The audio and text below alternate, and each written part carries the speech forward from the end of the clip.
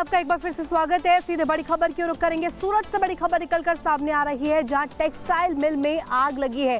बड़ी जानकारी आपको दे दें, जहां आग पर काबू नहीं पाया जा सका अभी तक। देर रात से लगातार कोशिशें जारी है। जो दमकल विभाग की गाड़ियां हैं मौके पर मौजूद है। आग पर काबू पाने की कोशिशें अब की जा रही है। हालांकि अभी तक आग पर काबू नहीं पाया जा सका है और टेक्सटाइल मिल में ये आग लगी है। तो बड़ी खबर सूरत से आपको बता रहे हैं, इस वक्त जहां टेक्सटाइल मिल में भीषण आग लगी है। आग पर काबू फिलहाल नहीं पाया जा सका है। देर रात से जो कोशिशें हैं वो जारी है। दमकल विभाग की तमाम जो गाड़ियां हैं वो मौके पर मौजूद है और आग बुझाने का जो प्रयास है वो भी किया जा रहा है। तो सूरत से ये बड़ी जानकारी आपको दे दें, जहां टेक्सटाइल मिल बताया जा रहा है, जहां पर ये भीषण आग लगी है। आग की लपटों को आप देख सकते हैं। आग पर काबू नहीं पाया जा सका है और देर रात से लगातार जो लोग हैं वो कोशिशें कर रहे हैं। जो स्थानीय लोग हैं वो भी यहाँ पर प्रयासरत है। दमकल की कई गाड़ियां मौके पर मौजूद हैं।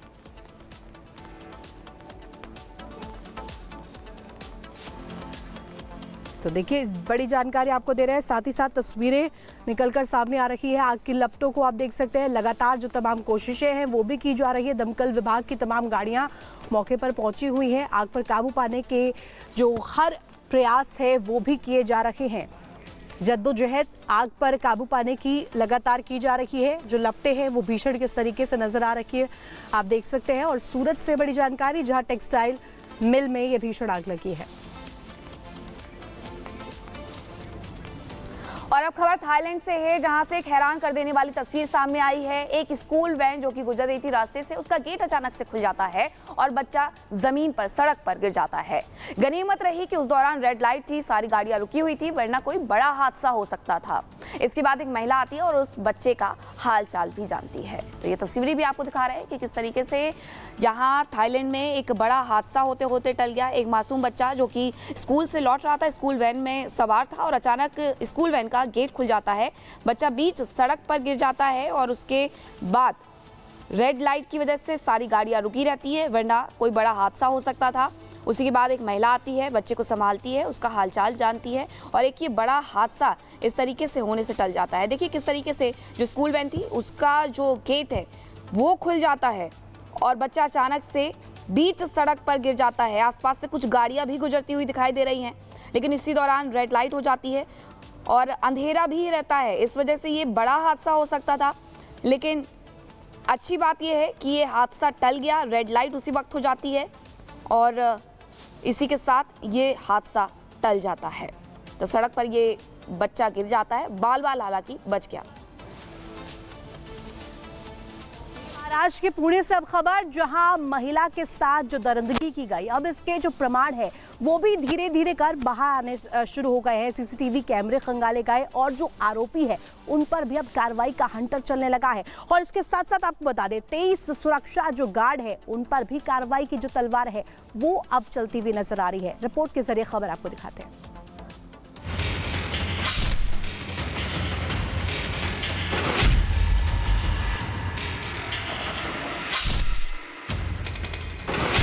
ये वही दरिंदा है जिसने एक बेटी की अस्मत को तार तार कर दिया। ये वही दरिंदा है जिसने समाज को कलंकित करने की कोशिश की।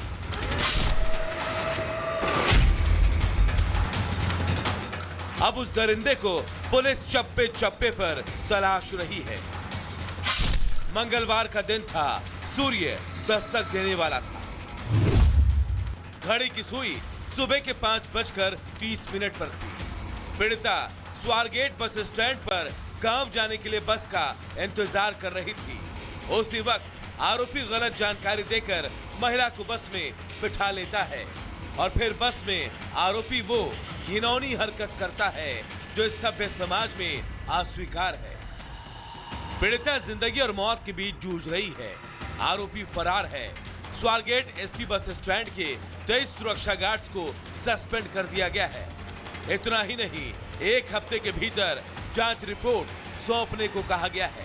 एनसीडब्ल्यू ने भी नोटिस जारी कर वारदात की डिटेल्स मांगी है और पुणे पुलिस 60 टीमें बनाकर आरोपी को तलाश रही है।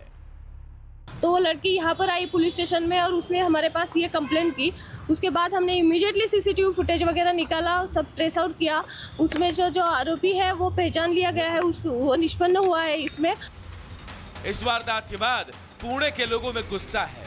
वहीं सीएम देवेंद्र फडणवीस एक्शन में हैं, जबकि दूसरी तरफ इस दरिंदगी के बीच महाराष्ट्र में सियासत हावी हो रही है। कड़क सजा मिलनी ही चाहिए, तब जाकर ये रुकेगा। हम तो निर्भया के टाइम से देखते आ रहे हैं ना सब क्या हो रहा है देश के अंदर। तो जब तक ऐसे दरिंदों को प्रॉपर रीत से कानूनी सख्त सजा नहीं मिलेगी, तब तक हमारे देश में, महाराष्ट्र राज्य में इस तरह की घटना तो होती रहेगी। पुणे रेप केस का जो आरोपी है, पुलिस ने उसे पहचान लिया है। वो जल्द ही पुलिस के गिरफ्त में आएगा और पुलिस इस केस की छानबीन कर जो आरोपी है उसे जल्द से जल्द सजा देगी।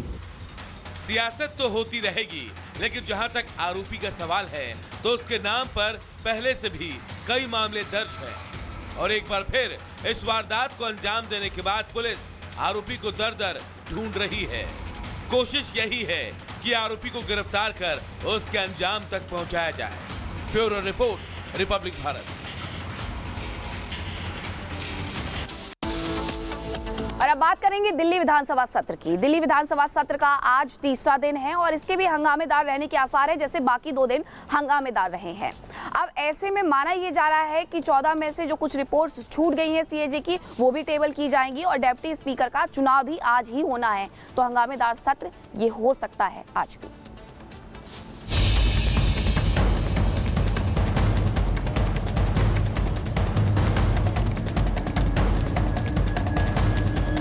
दिल्ली विधानसभा का सत्र हंगामे के साथ शुरू हुआ और तब से लेकर अब तक हंगामा ही हो रहा है। आज सत्र का चौथा दिन है और आज का दिन काफी महत्वपूर्ण है। आज विधानसभा के डिप्टी स्पीकर का चुनाव होना है और इसके लिए बीजेपी ने पूरी तैयारी कर ली है। बीजेपी के सीनियर विधायक मोहन सिंह बिष्ट का डिप्टी स्पीकर बनना तय माना जा रहा है। डिप्टी स्पीकर पर बीजेपी का प्लान, 2 अलग अलग प्रस्ताव पेश किए जाएंगे। पहला प्रस्ताव सीएम रेखा गुप्ता पेश करेंगी तो मंत्री मनजिंदर सिंह सिरसा इसका समर्थन करेंगे। दूसरा प्रस्ताव अनिल कुमार शर्मा पेश करेंगे तो गजेंद्र सिंह यादव इसका समर्थन करेंगे। वहीं दूसरी तरफ माना जा रहा है कि आज सत्र में कैग की 14 में से कुछ महत्वपूर्ण रिपोर्ट्स को भी सदन के टेबल पर रखा जाएगा, जिस पर हंगामा होना तय माना जा रहा है। फिर हंगामे के आसार।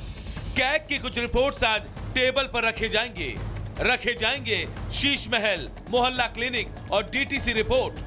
तीनों में भारी भ्रष्टाचार और अनियमितता का आरोप। आप सरकार के भ्रष्टाचार का होगा खुलासा। कुल मिलाकर कहें तो आज सत्र का चौथा दिन एक बार फिर हंगामेदार रहने वाला है। आपके ज्यादातर विधायक सस्पेंड हैं, तो वहीं जो सदन में होंगे वो इस कैग रिपोर्ट का विरोध करते नजर आएंगे। Bureau report, Republic Bharat. और अब खबर अमृतसर से, जहां अमृतसर में बॉर्डर इलाके में तलाशी अभियान चलाया गया और इस तलाशी अभियान के दौरान सीमावर्ती इलाके से 2 मेड इन टर्की पिस्टल और इसके साथ साथ 4 मैगजीन भी बरामद की गई है। इतना ही नहीं, एक ड्रोन भी मिला है। खबर क्या है, रिपोर्ट के जरिए देखिए आप।